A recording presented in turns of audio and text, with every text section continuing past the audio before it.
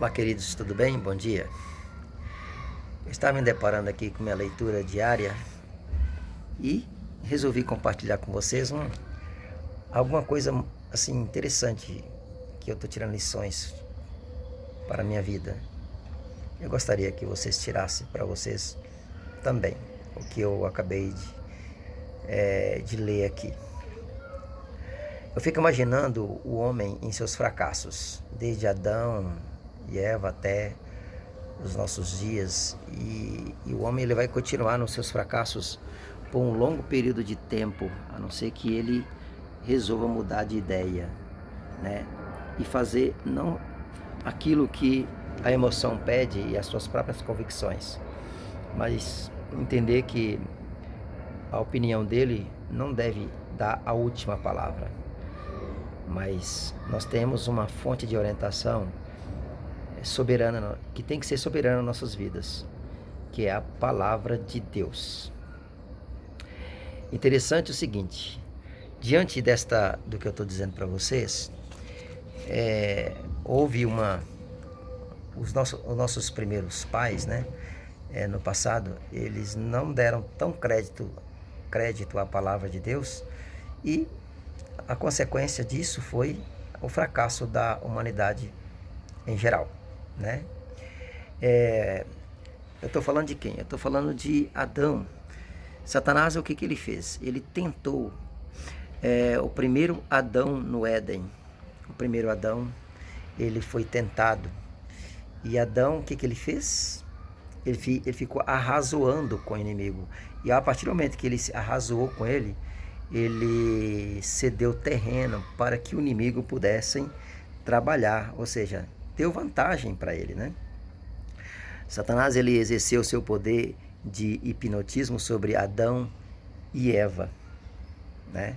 E tentou exercer esse mesmo poder em Cristo. Só que em Cristo ele encontrou barreiras. E qual foi a barreira que ele encontrou em Cristo, né? Jesus Cristo, o que ele fez? Depois de Jesus Cristo, ele citou a palavra de Deus. E depois de ter citado as Sagradas Escrituras, Satanás soube que não teria oportunidade de triunfar. Olha só, quando nós colocamos a palavra de Deus como nossa única fonte de informação para tomar decisões na vida e seguir no caminho certo, nós seremos vitoriosos como Cristo foi. No deserto da tentação, Cristo ele ficou no lugar de Adão para suportar a prova a que este não havia resistido, né? Deus ele tinha colocado lá no jardim árvores majestosas com frutos coloridos, deliciosos, coisas mais lindas. Deus presenteou um jardim perfeito para Adão e para Eva.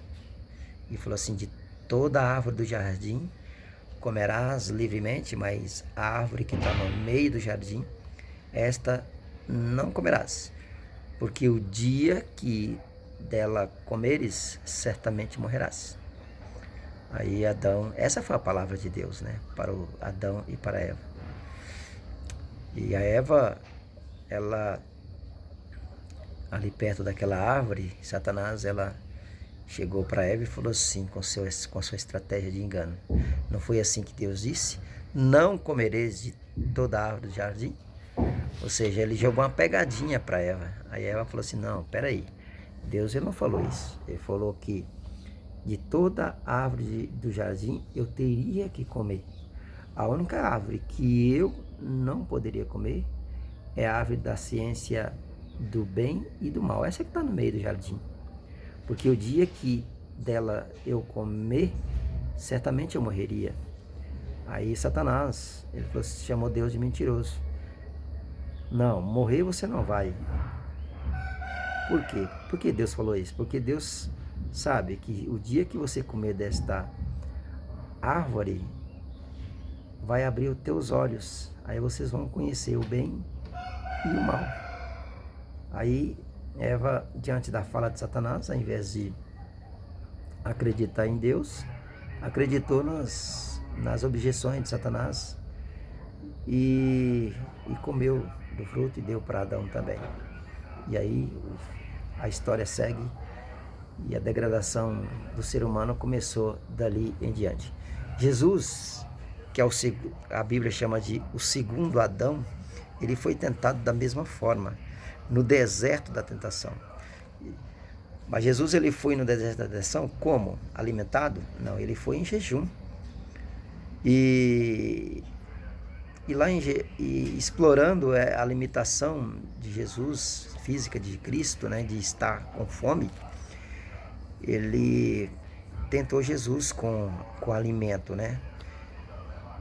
Se tu é filho de Deus, transforma essas pedras em pães e come.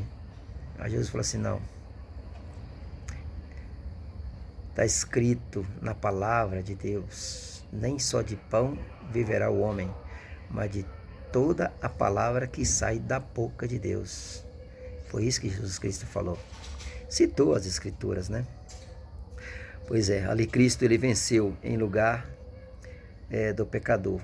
4.000 anos depois de Adão volver as costas à luz de seu lar. Infelizmente, né? Ali Deus deu um lar majestoso, um paradisíaco, né? Para Adão. E eles tiveram que ser expulsos de lá, né? Por causa da sua desobediência.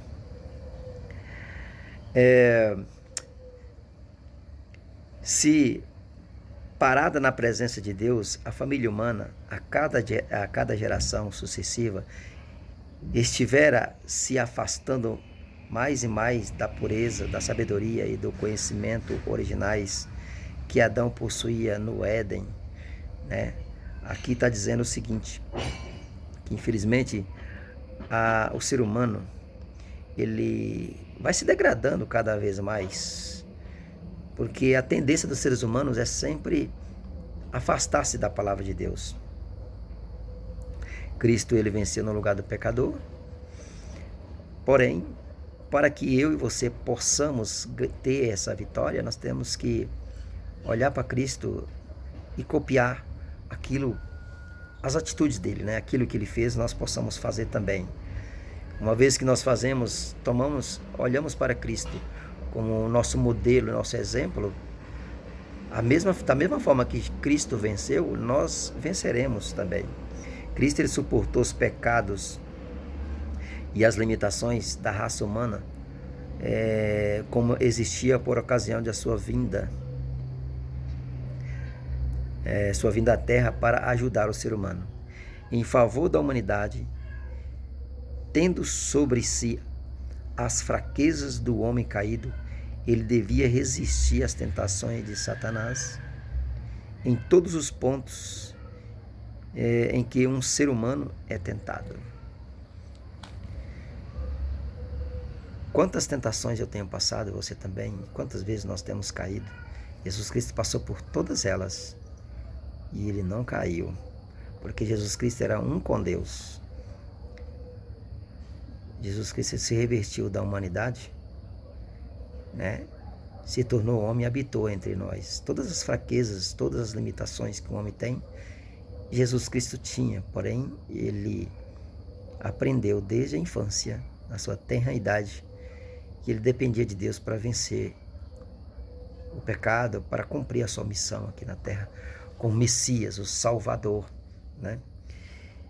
E em contraste, se achava o segundo Adão, ou seja, enquanto o primeiro Adão fracassou, o segundo Adão, ele veio para vencer, né? Então, em contraste, se achava o segundo Adão ao adentrar o sombrio deserto para sozinho lutar contra Satanás. Desde a queda do gênero humano, tinha estado a decrescer em tamanho e força física, baixando mais e mais na escala do valor moral, até ao período do advento de Cristo à Terra. Infelizmente, o ser humano ele foi decaindo. E quando Jesus Cristo apareceu aqui, no primeiro advento, o ser humano já estava numa escala de valor deplorável. Daí o termo que se usa lá na palavra de Deus com a vinda de Jesus Cristo, né? Na plenitude dos tempos, Jesus Cristo ele apareceu não para condenar os seres humanos diante da queda moral, física, psicológica, espiritual, enfim. Mas Jesus Cristo ele veio para salvá-lo dessa terrível situação que o homem se encontrava. Ou seja, a humanidade estava madura para receber o seu Salvador, né? E a consequência disso foi que ele foi crucificado. O homem estava ali muito debilitado espiritualmente, porque a religião da época era o judaísmo, né? E aí ele passou. As pessoas eles se orientaram justamente, algumas delas que estavam com sede de justiça, ele começou a buscar no judaísmo uma luz, mas encontrava só regras, só encontrava no judaísmo como é que se diz? Regras e mais regras, né? Eu tinha outra palavra que eu poderia dizer para você, né? Rituais, isso. Encontravam só rituais destituídos de qualquer significado. Era um fardo, muitas regrinhas em cima dos mandamentos de Deus, e o povo estava totalmente sem esperança. Acreditava que só a vinda do Messias poderia dar esperança para ele. E foi nesse, como diz a palavra de Deus, né? Foi nessa época, na plenitude dos tempos, é que Jesus Cristo veio e esses remanescentes, eles puderam respirar um pouco mais aliviado. Afinal de contas, o Salvador estava ali. Era ali que eles teriam que depositar as suas esperanças. Esperança de libertação, não do jugo romano, mas libertação do pecado que escravizava eles. É claro, muitos também, somado a isso, queriam também a libertação do jugo romano, esperando que o Messias poderia estabelecer um reino político aqui. Mas diante da decepção de ver o seu Salvador crucificado, é que surgiu uma esperança maior. Porque a partir do momento que nós nos decepcionamos com as coisas desse mundo, é que nós vamos passar a valorizar mais as coisas de Deus, né? E para elevar o homem caído, Cristo precisava alcançá-lo onde este se achava. Assumiu a natureza humana, arcou com as limitações meu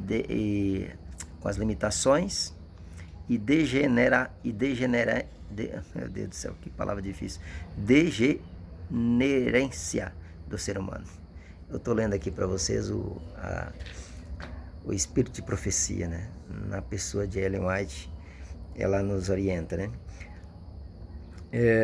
Aquele que não conheceu o pecado tornou-se pecado por nós, humilhou-se até as mais baixas profundezas da miséria humana, a fim de que pudesse estar habilitado a alcançar o ser humano e tirá-lo da degradação em que o pecado o havia lançado.